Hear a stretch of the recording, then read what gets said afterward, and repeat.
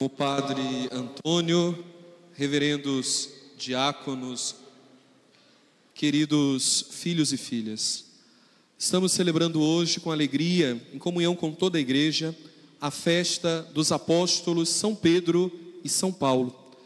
Dois nomes conhecidos de todos nós, afinal de contas, em muitos momentos nós já ouvimos falar sobre esses dois apóstolos.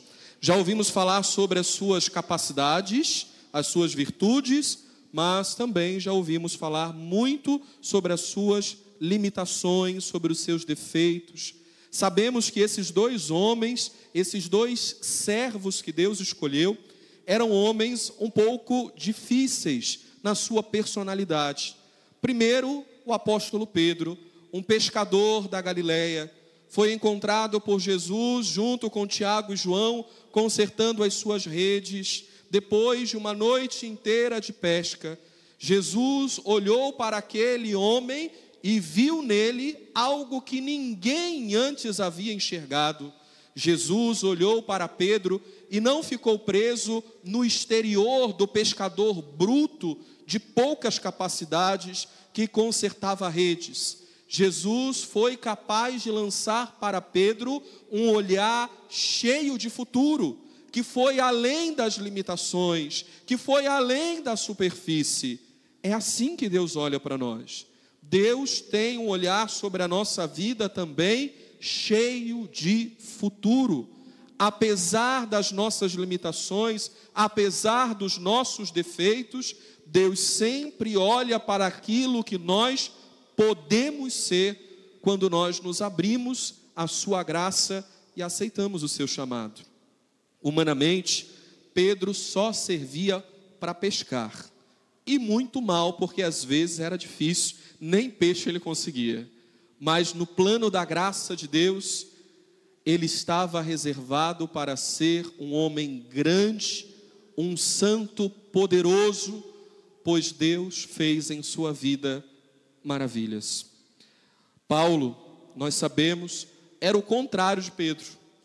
Tinha todas as capacidades intelectuais, foi educado em uma escola rabínica do seu tempo, a escola de Gamaliel. Era um homem versado em muito conhecimento, era um homem da religião, era um homem de política também, pois sabia lidar com todo tipo de gente. Era um homem do diálogo, mas o seu zelo era tão desordenado, tão desequilibrado, que fez com que ele se tornasse um extremista, fez com que ele se tornasse um verdadeiro maníaco sedento por morte, sedento por sangue. Matava em nome de Deus, incendiava casas em nome de Deus e julgava estar fazendo algo correto.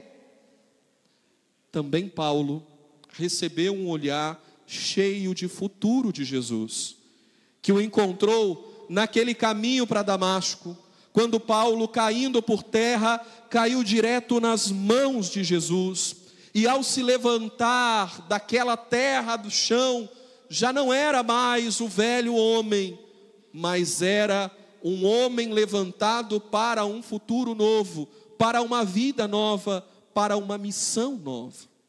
Veja, queridos, dois homens diferentes, nos seus limites e nas suas virtudes, mas dois homens que Deus lançou um olhar de futuro, que Deus confiou uma nova missão, que Deus acreditou para que se tornassem para nós colunas, modelos da fé, pregadores invencíveis do Evangelho, que construíram a igreja e nos trouxeram até aqui a fé em Jesus Cristo, nosso Senhor.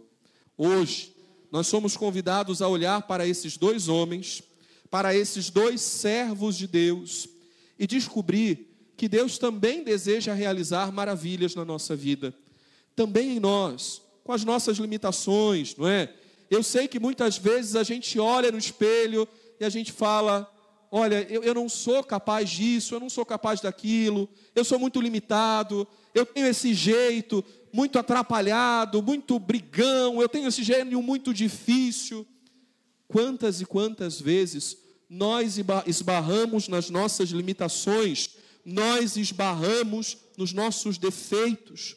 Quantas e quantas vezes nós ficamos presos na superfície de uma vida rasa, de defeitos, pecados, limitações.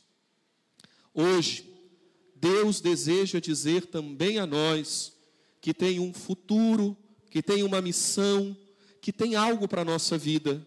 Deus também deseja confiar em nós, apesar de quem somos hoje, apesar das nossas limitações. Deus deseja entregar a nós uma missão. Deus deseja dizer que confia em cada um de nós e espera que nós tenhamos também um coração como o de Pedro, como o de Paulo, ciente sim da sua pequenez, humilde sim, porque reconhece que não é capaz sozinho, mas aberto à ação de Deus, que é capaz de mover a nossa vida para um futuro novo. Hoje, a liturgia da palavra de Deus que nós escutamos nos ajuda a compreender um pouco dessa celebração tão bonita, tão especial e tão significativa. A primeira leitura, de uma forma particular, nos mostra o apóstolo Pedro, não em um momento de glória, não em um momento de reconhecimento. Pedro é mostrado para nós hoje, não sentado em um trono governando a sua igreja, mas Pedro é mostrado para nós acorrentado e aprisionado em uma cadeia, em uma prisão.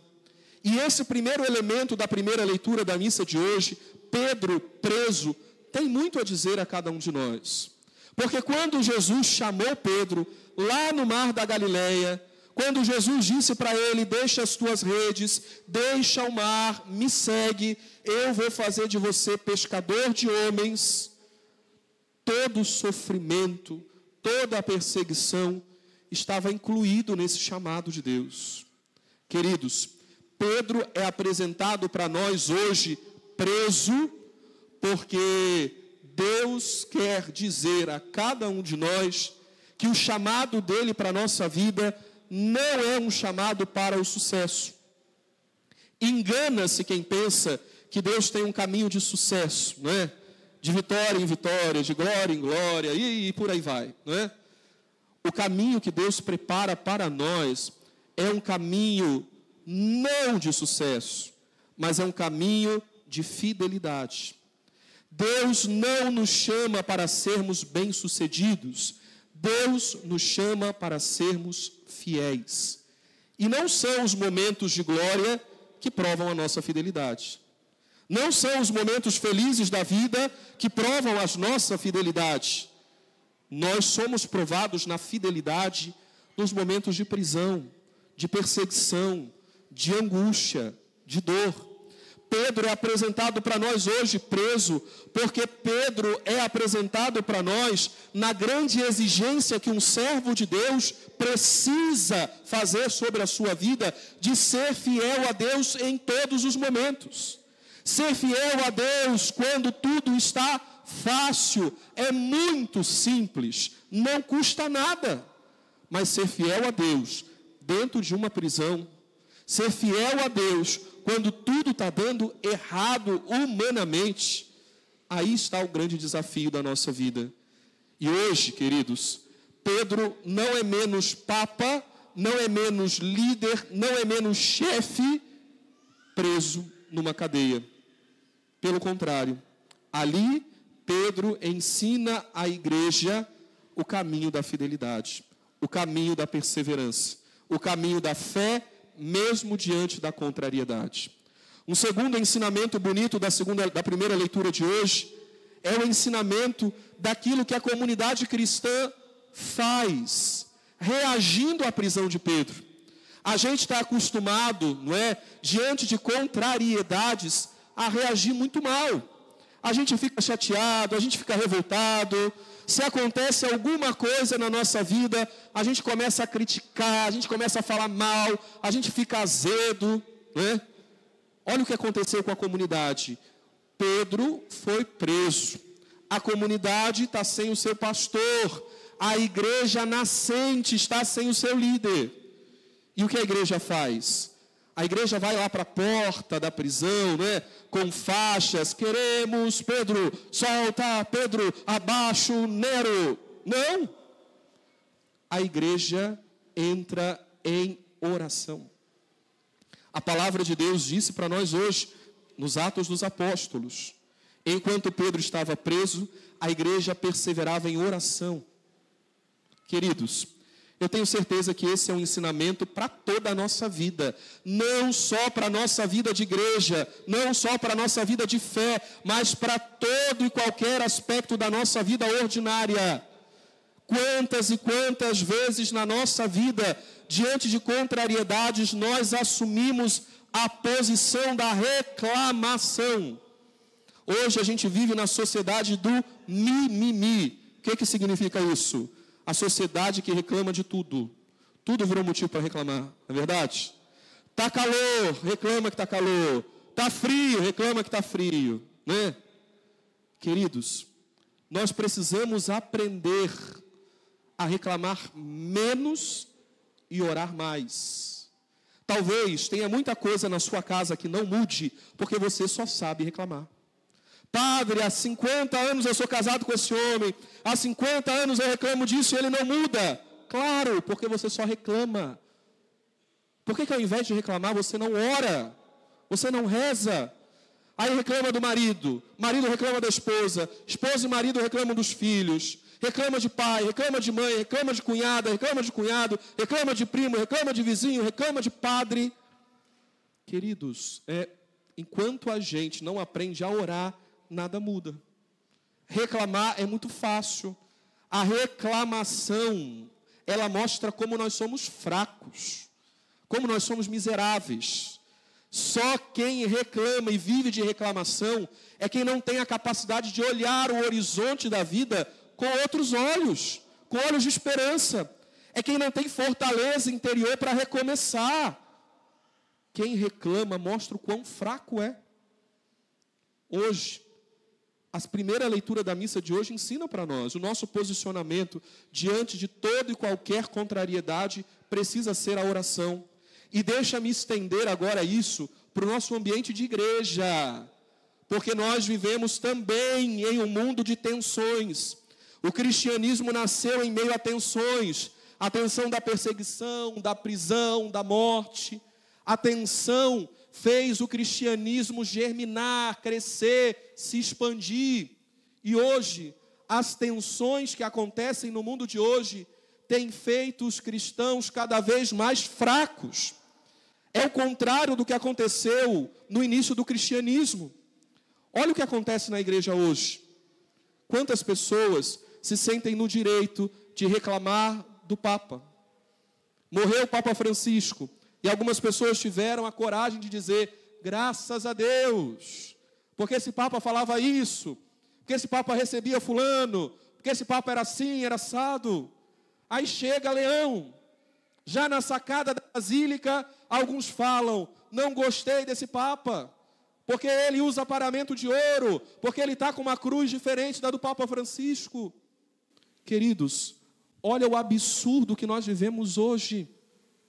Católicos insatisfeitos e que são tão maus a ponto de falar mal do Papa, a ponto de falar mal da igreja. Quantas e quantas situações da igreja a gente começa a reclamar e a gente fala publicamente, eu não concordo com a igreja disso, eu não concordo com a igreja por causa daquilo, eu não gosto desse padre, eu não gosto desse papa, eu não gosto desse bispo, eu não gosto disso, não gosto daquilo. E a gente vai reclamando, murmurando. É por isso que a igreja vai enfraquecendo. Enfraquece, porque no meio de um ambiente onde só há reclamação, há um verdadeiro louvor a Satanás, não a Deus. Queridos, hoje a primeira leitura ensina também a nós que a nossa postura diante das contrariedades é sempre a oração. Não gosto desse padre que mandaram para a paróquia. Problema seu, reze. Você não está aqui para gostar de ninguém. Você está aqui para rezar. Não gosto desse Papa, problema seu. Reze por ele. Não gosto do que aconteceu na igreja, não concordo do que aconteceu. Problema seu, a igreja não é uma democracia. E nós precisamos aprender a rezar. A resposta diante das contrariedades todas, inclusive no ambiente eclesial, é a oração. A comunidade cristã precisa voltar a aprender a rezar com os sofrimentos, com as angústias, com as dúvidas, com os medos. A oração é sempre o caminho. E por fim, o terceiro ensinamento da primeira leitura da missa de hoje é: Deus age sempre. Que passagem bonita. Deus envia o seu anjo, Pedro preso, a comunidade orando, e Deus agindo, Deus trabalhando. Deus envia o seu anjo, e o anjo do Senhor abre a prisão, o anjo do Senhor liberta o servo de Deus que ali estava preso.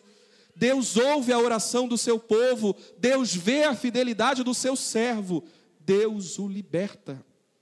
Veja, Deus sempre age, Deus sempre muda situações quando nós somos fiéis e perseverantes na oração. Que hoje eu e você também sejamos assim. Falta-nos um cristianismo mais comprometido, falta-nos uma fé mais viva, falta-nos um testemunho verdadeiro, falta-nos ser católicos de verdade.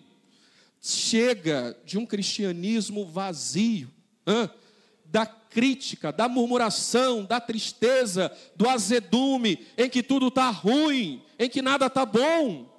É preciso um encontro verdadeiro com Cristo, pelo qual vale a pena dar a vida. Paulo, na segunda leitura da missa de hoje, apresenta para nós a consciência que todo cristão precisa ter. Veja o que esse homem diz. Ele está preso também e escreve para Timóteo, seu amigo, seu discípulo: Timóteo, eu estou pronto para ser derramado em sacrifício. O que isso significa? Eu estou pronto para morrer, estou preparado, não estou devendo nada para ninguém, a minha consciência está tranquila. Combati o bom combate, completei a corrida, guardei a fé, resta-me receber a coroa que o justo juiz me dará no céu. Queridos, essa é a consciência que todo e qualquer servo de Deus precisa ter. Uma consciência tranquila de que fez o que deveria fazer, de que se entregou nas mãos de Deus e deixou a obra de Deus acontecer em sua vida, que serviu bem ao Senhor mesmo com as suas limitações. Ou seja, uma consciência tranquila é prêmio de quem faz o que tem que fazer, de quem assume verdadeiramente o seu compromisso com Deus, de quem vive o Evangelho em plenitude. Talvez hoje a gente não consiga ter essa consciência de Paulo, não é? Porque às vezes a gente sai da missa e já está xingando todo mundo. Sai da missa e já está batendo a porta de casa, não é? Sai da missa, mesmo jeito que entrou. Às vezes a gente vai trabalhar e não é diferente no trabalho. Ao contrário, é igualzinho àqueles que nem conhecem Jesus. Se diz cristão, mas não dá bom exemplo. Se diz cristão, mas rouba. Se diz cristão, mas trai. Uma boa consciência é prêmio de quem faz o que deve fazer, de quem não se desvia da retidão. Por isso que hoje, Paulo e Pedro, Pedro e Paulo, cada um do seu modo, unidos maravilhosamente pelo sangue derramado, pela entrega total nas mãos de Deus, glorificando a Deus com sua própria vida, possam nos ensinar o caminho de um cristianismo autêntico, de uma fé verdadeira e comprometida com o Senhor. Olhar para Pedro e para Paulo hoje é levar um saculejo para que a gente acorde, para que a gente se torne melhor, para que a gente aprenda o caminho do amor e da fidelidade a Deus. E se me permitam, hoje, Padre Antônio celebra 47 anos de sacerdócio. Diácono Fred completa 25 anos de vida. Olha, a providência divina quis que os senhores fossem agraciados com essa data. Certamente, porque a providência divina espera também dos senhores este mesmo comprometimento de Pedro e de Paulo. Que Deus os abençoe, que Deus os fortaleça. Padre Antônio, o Senhor, nós sabemos, o amor pela Eucaristia lhe faz dizer: vou morrer no altar. Isso é lindo, isso é maravilhoso, porque em meio a todas as coisas, em todos os prêmios humanos, não existe maior do que o prêmio da fidelidade e do amor a Jesus Cristo. Que Deus o abençoe e o fortaleça todos os dias, e o justo juiz te dê a coroa da glória que o Senhor merece por uma vida comprometida com Deus. Diácono Fred, ainda tem muito a percorrer, mas que Deus te dê a mesma fé de Pedro, a mesma humildade de coração, mas o mesmo coração católico, universal e incansável do apóstolo Paulo. Que seja também o Senhor fortalecido por estes grandes exemplos. Seguindo esses passos, não há como errar. Não há como errar, porque Deus nos cumula de todas as graças. Ele lança sempre um olhar de futuro sobre a nossa vida. Por isso, queridos, no final dessa homilia, eu gostaria que vocês ficassem de pé e nós vamos aplaudir esses dois irmãos, esses dois servos de Deus, com uma calorosa e bela salva de palmas que eles merecem.